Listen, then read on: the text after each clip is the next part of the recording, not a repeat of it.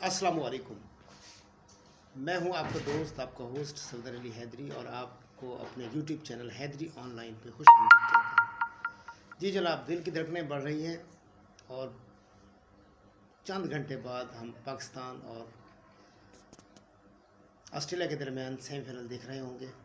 पूरी पाकिस्तानी कौम की नज़रें उस वक्त टेलीविज़न स्क्रीन पर होंगी या मोबाइल पे वो मैच देख रहे होंगे, और दुआएं तो अभी से कर रहे हैं और चाहते हैं कि पाकिस्तान सिर्फ सेमीफाइनल ही न जीते बल्कि फ़ाइनल में भी न्यूजीलैंड को हराकर ये ट्रॉफ़ी ले आए। और पाकिस्तान ने न्यूजीलैंड को तो हराया हुआ है। बात है ऑस्ट्रेलिया की। ऑस्ट्रेलिया एक बहुत ज़बरदस्त टीम है। अगर हम वर्ल्ड कप में उनका रिकॉर्ड देखें तो हमने 4 मैच खेले हैं, 2 ऑस्ट्रेलिया ने जीते हैं और 2 पाकिस्तान ने। तो रिकॉर्ड तो बराबर है, लेकिन रिकॉर्ड होते हैं किताबों के लिए और मैदान में मैच होता है। पाकिस्तान टीम जिस फ्लो से खेल रही है, हमारी बॉलिंग लाइन भी ज़बरदस्त है, फील्डिंग भी हम अच्छी कर रहे हैं, और बैटिंग तो है ही ऐसी कि हमने अपनी बैटिंग के बलबूते पर कई मैच जीते हैं। जैसे कि 2 मैच अहम तरीन थे, न्यूजीलैंड और साउथ अफ्रीका के खिलाफ। तो हमने वो अच्छी बैटिंग करने के बाद प्रेशर में हमने जीते, और इसमें आसिफ अली ने शानदार कारकर्दगी दिखाई। अगर हम अपनी टीम का ही जायज़ा लें, मुखालिफ टीम को तो छोड़ें, उनकी सारी सी बात है, बैटिंग लाइन अच्छी है, बॉलिंग अच्छी है, फील्डिंग तो हमेशा उनकी अच्छी होती है।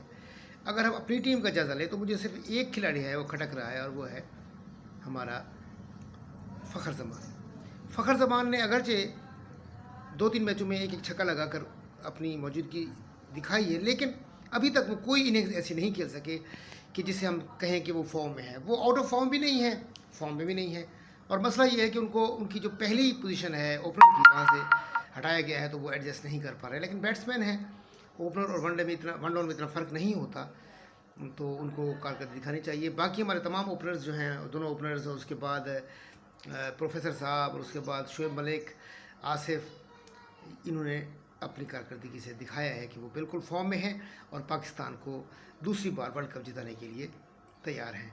बॉलिंग का जहाँ तक ताल्लुक़ है तो अफरीदी और हमारे जो है ना हसन अली, इसके अलावा हमारे हमारे स्पिनर्स जो हैं वो अच्छी बॉलिंग करा रहे हैं। अगर हम जायज़ा लें तो एक चीज़ हमें ज़रा लैक करती हुई दिखाई दे रही है, और वो है ओपनिंग पार्टनरशिप का स्लो रन रेट। बस हम 6 ओवरों में हम जब स्कोर करते हैं तो वो 30-32, और मुझे याद है कि नामीबिया के खिलाफ शायद हम 29 स्कोर हमने किए थे। ये बात थोड़ी सी वरिंग है, ज़रूर है। ये ठीक है कि आपने विकेट बचानी है, लेकिन कुछ ना कुछ स्कोर भी करना होगा, क्योंकि जो बड़ी टीमें होती हैं वो आखिर में आपको इतना खुलकर फ्री हिटों का मौका नहीं देती कि आप उनके खिलाफ कोई 20-20 रन या 25-25 रन का कोई 1-2 ओवर खेल सके।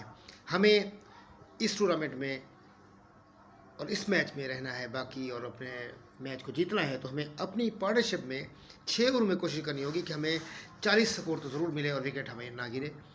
और हम अगर पहले खेलते हैं तो हमारा स्कोर जो है 180 से ऊपर होना चाहिए। जैसे आपने देखा कल 166 या 160 प्लस था, तो वो 31 बॉलों में 60 से ऊपर स्कोर हो गया है।